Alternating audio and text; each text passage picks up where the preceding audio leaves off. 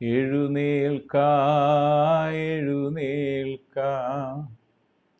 യേശുവിൻ നാമത്തിൽ ജയമുണ്ട്. തോൽവിയില്ല, ഇനി തോൽവിയില്ല. തോൽവിയെ കുറിച്ചുള്ള ചിന്ത വേണ്ട, എൻ്റെ ചിന്ത ജയം മാത്രം, എൻ്റെ ലക്ഷ്യം ജയം മാത്രം, എൻ്റെ വാക്കും ജയം മാത്രം, യേശു നൽകും ജയം മാത്രം. ശരീരമേ ജീവൻ പ്രാപിക്കാം, കുറവുകൾ നീങ്ങി ജീവൻ പ്രാപിക്കാം, നാഡീ നരമ്പുകൾ ജീവൻ പ്രാപിക്കാം, യേശുവിൻ നാമത്തിൽ ജീവൻ പ്രാപിക്കാം. എഴുന്നേൽക്കാം, യേശുവിൻ നാമത്തിൽ ജയമുണ്ട്. തോൽവിയില്ല, ഇനി തോൽവിയില്ല. തോൽവിയെ കുറിച്ചുള്ള ചിന്ത വേണ്ട, എൻ്റെ ചിന്ത ജയം മാത്രം, എൻ്റെ ലക്ഷ്യം ജയം മാത്രം, എൻ്റെ വാക്കു ജയം മാത്രം, യേശു നൽകും ജയം മാത്രം, എൻ്റെ വാക്കു ജയം മാത്രം, യേശു നൽകും ജയം മാത്രം. വീണ്ടും വരുന്ന യേശു ക്രിസ്തുവിൻ നാമത്തിലുള്ള സ്നേഹവന്ദനങ്ങളെ എല്ലാ പ്രിയപ്പെട്ടവരെ അറിയിക്കുന്നു. യേശു കർത്താവ് ഇപ്രകാരം പറഞ്ഞു, ഞാൻ സംസാരിച്ച വചനം ആത്മാവും ജീവനും ആകുന്നു. ആത്മാവാണ് യേശു സംസാരിച്ച വചനങ്ങൾ. അപ്പോൾ തന്നെ ജീവൻ പ്രാപിക്കാൻ മുഖാന്തരമായി തീരുന്നതാണ് യേശു ക്രിസ്തു പറഞ്ഞ വാക്കുകൾ.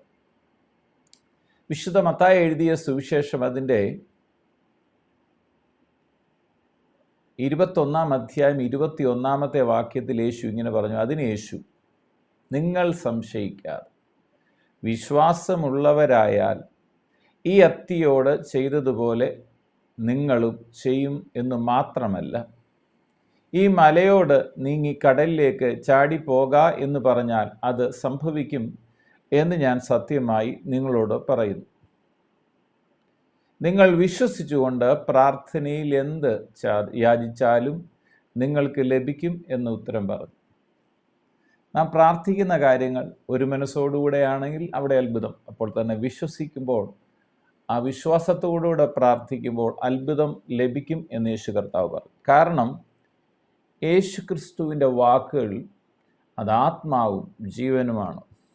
ജീവൻ പ്രാപിക്കാൻ മുഖാന്തരമായതാണ് ദൈവത്തിൻ്റെ വചനം. ഈ സംഭവം തന്നെ മർക്കോസ് എഴുതുമ്പോൾ അതിൻ്റെ 11-ാം അധ്യായത്തിൽ 20-ാം വാക്യത്തിൽ വിശ്വാസത്തിൻ്റെ ശക്തി വെളിവാകത്തക്കോണം ഈ ഭാഗം വിശദീകരിക്കുന്ന ഇങ്ങനെയാണ്. രാവിലെ അവർ കടന്നു പോകുമ്പോൾ അത്തിവൃക്ഷം വേരോടെ ഉണങ്ങിയത് കണ്ടു. അപ്പോൾ പത്രോസിന് ഓർമ്മ വന്നു. റബി, നീ ശപിച്ച അത്തി ഉണങ്ങിപ്പോയല്ലോ എന്ന് അവനോട് പറഞ്ഞു. അത് അതിൻ്റെ 12-ാം വാക്യത്തിൽ 11-ാം അധ്യായത്തിൽ തന്നെ പറയുന്നുണ്ട്. പിറ്റേന്നാൾ അവൻ ബഥാനി വിട്ടു പോകുമ്പോൾ അവന് വിശന്നു. അവൻ ഇലയുള്ള ഒരു അത്തിവൃക്ഷം ദൂരത്തുനിന്ന് കണ്ടിട്ട് അതിൽ വല്ലതും കണ്ടു കിട്ടുമോ എന്ന് വെച്ച് അതിനരികെ എത്തിയപ്പോൾ ഇലയല്ലാതെ ഒന്നും കണ്ടില്ല. അത് അത്തി പഴത്തിൻ്റെ കാലമല്ലായിരുന്നു. അവൻ അത്തിയോട്, ഇനി നിങ്കൽ നിന്ന് എന്നേക്കും ആരും ഫലം തിന്നാതിരിക്കട്ടെ എന്ന് പറഞ്ഞു. ശിഷ്യന്മാർ അത് കേൾക്കുകയും ചെയ്തു. തലേദിവസം യേശു പറഞ്ഞപ്പം അത്തിയുടെ ഇല ഉണങ്ങിയില്ല. പക്ഷേ പിറ്റേ ദിവസം രാവിലെ യേശു അതുവഴി ശിഷ്യന്മാരും കൂടെ പോകുമ്പോൾ അത്തി മുഴുവൻ ഉണങ്ങി നിൽക്കുകയാണ്.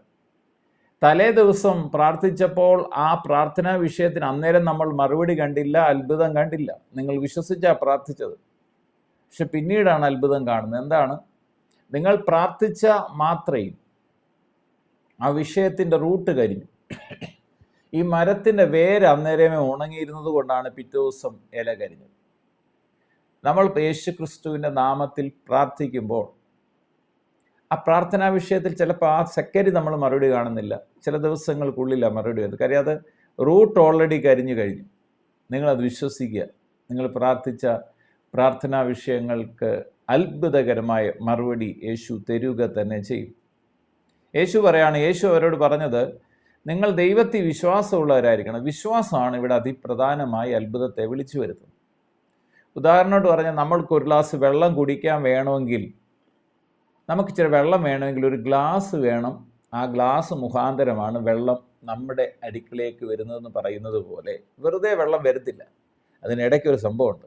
അതുപോലെയാണ് അത്ഭുതം വെറുതെ സംഭവിക്കുന്നില്ല, വിശ്വാസത്താൽ കൽപ്പിക്കുമ്പോഴാണ് അത്ഭുതം സംഭവിക്കുന്നത്. ദൈവം മനുഷ്യനെ സൃഷ്ടിക്കുമ്പോൾ ഉൽപ്പത്തി പുസ്തകത്തിൽ അതിൻ്റെ 1-ാം അധ്യായത്തിൽ പറയുകയാണ്, ദൈവം നമ്മുടെ സ്വരൂപത്തിൽ നമ്മുടെ സാദൃശ്യപ്രകാരം മനുഷ്യനെ ഉണ്ടാക്കുക എന്ന് പറഞ്ഞു. എന്ന് പറഞ്ഞു, അവൻ സമുദ്രത്തിലുള്ള മത്സ്യത്തിന്മേലും ആകാശത്തിലുള്ള പർവ്വജാതിന്മേലും മൃഗത്തിന്മേലും സർവ്വഭൂമിയിലെ ഇഴയാതിന്മേലും എല്ലാ ഇതിന്മേലും വാഴട്ടെന്ന് കൽപ്പിച്ചു. വാഴാനാണ് കൽപ്പിച്ചത്. എന്നിട്ട് പറഞ്ഞു, മനുഷ്യനെ സൃഷ്ടിച്ചു, ദൈവത്തിൻ്റെ സ്വരൂപത്തിൽ അവനെ ആണും പെണ്ണുമായി സൃഷ്ടിച്ചു, അവരെ അനുഗ്രഹിച്ചു. നിങ്ങൾ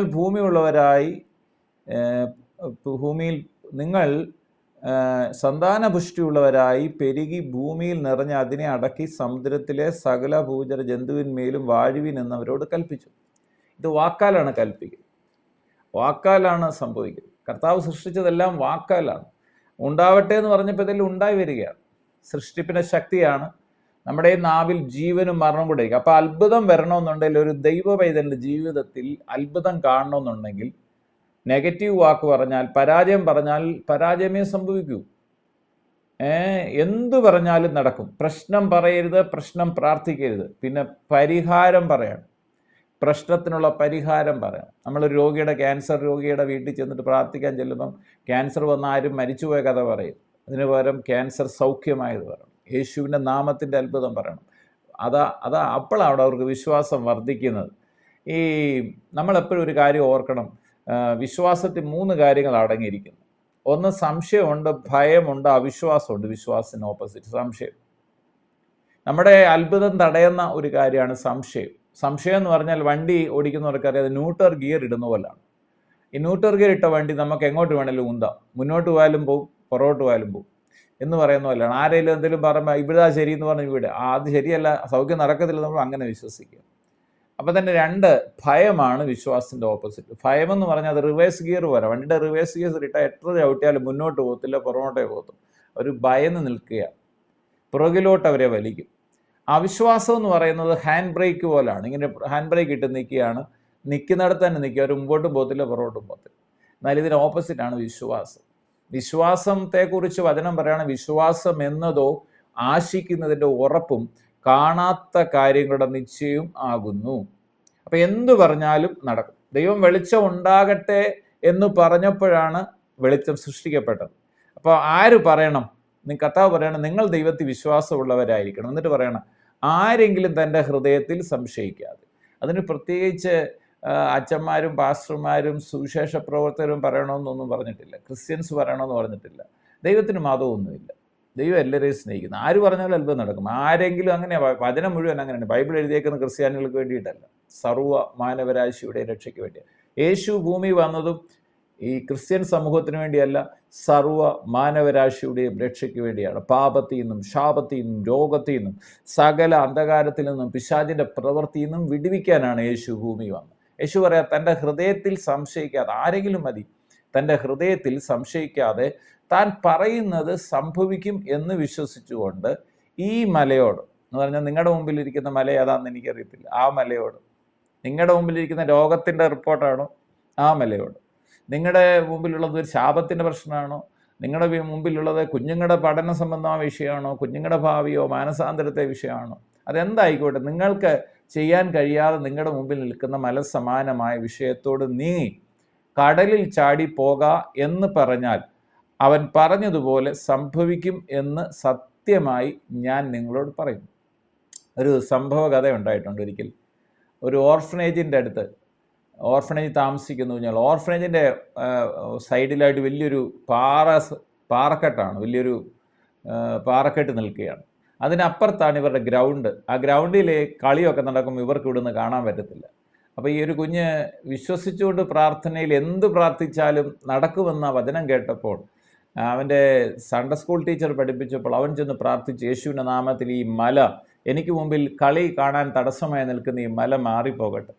അവൻ പിറ്റേ ആഴ്ച വന്ന് സൺഡേ സ്കൂൾ ടീച്ചറോട് പറഞ്ഞു, അയ്യോ മല മാറിപ്പോയില്ല, ഞാൻ പ്രാർത്ഥിച്ചു. അപ്പം ടീച്ചറാകെ ബുദ്ധിമുട്ടായി, പറഞ്ഞ വചനത്തിന് പ്രശ്നം എന്നൊന്ന് പറയാൻ പറ്റുമോ, ഇവനോട് എങ്ങനെ ആശ്വസിപ്പിക്കും? ടീച്ചർ പറഞ്ഞു, മോനെ നീ ഇച്ചിരൂടെ വലുതാവുമ്പം പ്രാർത്ഥിക്കുക, വിശ്വാസത്തോട് തന്നെ പ്രാർത്ഥിക്കുക, യേശു അത്ഭുതം ചെയ്യുമെന്നൊക്കെ പറഞ്ഞ് ഇങ്ങനെ വിട്ടു.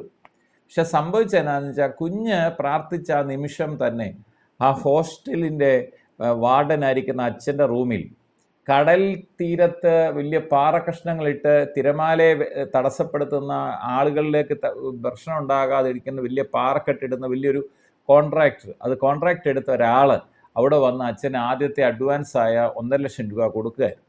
എന്നാൽ ചുരുക്കത്തിൽ പറഞ്ഞാൽ 1 മാസത്തിനകം ആ പാറക്കെട്ട് ഇവൻ പ്രാർത്ഥിച്ച ഇവൻ്റെ മുമ്പിൽ തടസ്സമായി നിന്ന പാറക്കെട്ട് മുഴുവനായി മാറി. നിന്നെ കേൾക്കുന്ന പ്രിയപ്പെട്ടവരെ, നിങ്ങൾ ഇന്ന് വിശ്വാസത്തോടെ നിങ്ങളുടെ ശരീരത്തിൽ കൈവച്ച് പ്രാർത്ഥിക്കുമ്പോൾ ചിലപ്പോൾ ആ സമയത്ത് നിങ്ങൾ സൗഖ്യം കണ്ടില്ലെങ്കിലും മറക്കരുത്, യേശു ക്രിസ്തുവിൻ്റെ നാമത്തിൽ പ്രാർത്ഥിക്കുമ്പോൾ, യേശു പ്രാർത്ഥിച്ചപ്പോൾ അത്തി അന്നേരം ഉണങ്ങിയില്ല, പിറ്റേ ദിവസം പ്രഭാതത്തിൽ ചെല്ലുമ്പോൾ അത് ഉണങ്ങി നിൽക്കുന്നു. കാര്യം എന്താ? അതിൻ്റെ റൂട്ട് അന്നേരം കരിഞ്ഞു. ഇന്ന് നിങ്ങളൊരു വിശ്വാസത്തോടെ പ്രാർത്ഥിക്കുമ്പോൾ എന്താണ് സംഭവിക്കുന്നത്? നിങ്ങൾ പ്രാർത്ഥിക്കുന്നത് ലഭിച്ചു എന്ന് വിശ്വസിക്കണം. അപ്പോൾ തന്നെ വലിയൊരു അത്ഭുതം നടക്കും, സംശയിക്കരുത്. അതുകൊണ്ടാണ് പറയുന്നത്, നിങ്ങൾ എന്നിട്ട് കർത്താവ് പറയാണ്, നിങ്ങൾ പ്രാർത്ഥിക്കുമ്പോൾ യാചിച്ചതൊക്കെ ലഭിച്ചു എന്ന് വിശ്വസിക്കണം, എന്നാൽ നിങ്ങൾക്കത് ഉണ്ടാകും. അന്നേരം കണ്ടില്ലേലും അത് സംഭവിച്ചിരിക്കും. യേശു ക്രിസ്തുവിൻ നാമത്തിൽ ആ വിഷയത്തിന് വിടുതലാകുക തന്നെ ചെയ്യും. ഇന്ന് പ്രാർത്ഥിക്കാൻ പോവാണ്, യേശുവിൻ്റെ നാമത്തിൽ പ്രാർത്ഥിക്കാൻ വേണം. നിങ്ങളുടെ മുമ്പിൽ ഏത് വിഷയമാണെന്ന് എനിക്കറിയത്തില്ല. വിസയുടെ കാര്യമാണോ, ആരോഗ്യമായ സൗഖ്യത്തിന് ആഗ്രഹിച്ചാണോ, സാമ്പത്തിക വിഷയമാണോ, എന്തായാലും യേശുവിൻ്റെ നാമത്തിൽ അത് മാറുക തന്നെ ചെയ്യും. പ്രാർത്ഥിക്കാം. പിതാവേ, പ്രാർത്ഥിക്കുന്നു യേശു ക്രിസ്തുവിൻ നാമത്തിൽ. ഇന്ന് വിശ്വസിച്ചുകൊണ്ട് പ്രാർത്ഥിക്കുമ്പോൾ കർത്താവ് പറഞ്ഞു, നിങ്ങൾ പ്രാർത്ഥനയിൽ എന്ത് ചോദിച്ചാലും വിശ്വസിപ്പിൻ, എന്നാൽ നിങ്ങൾക്കത് ലഭിക്കും.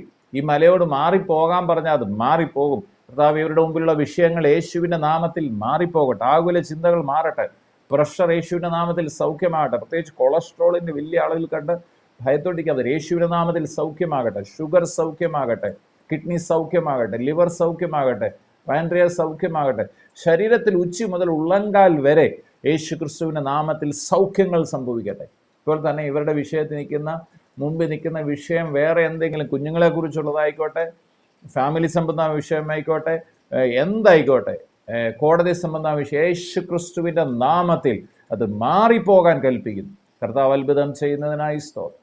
പ്രാർത്ഥിച്ച് അനുഗ്രഹിക്കുന്നു യേശുവിൻ പൊന്നുനാമത്തിൽ തന്നെ. ആമേൻ. എഴുന്നേൽക്ക, എഴുന്നേൽക്ക, യേശുവിൻ നാമത്തിൽ ജയമുണ്ട്. തോൽവിയില്ല, ഇനി തോൽവിയില്ല. തോൽവിയെക്കുറിച്ചുള്ള ചിന്ത വേണ്ട. എൻ്റെ ചിന്ത ജയം മാത്രം, എൻ്റെ ലക്ഷ്യം ജയം മാത്രം, എൻ്റെ വാക്കു ജയം മാത്രം, യേശു നൽകും ജയം മാത്രം, എൻ്റെ വാക്കു ജയം മാത്രം, യേശു നൽകും ജയം മാത്രം. ശരീരമേ ജീവൻ പ്രാപിക്ക, കുറവുകൾ നീങ്ങി ജീവൻ പ്രാപിക്ക, നാഡീ നരമ്പുകൾ ജീവൻ പ്രാപിക്ക, യേശുവിൻ നാമത്തിൽ ജീവൻ പ്രാപിക്ക. എഴുന്നേൽക്ക, എഴുന്നേൽക്ക, യേശുവിൻ നാമത്തിൽ ജയമുണ്ട്.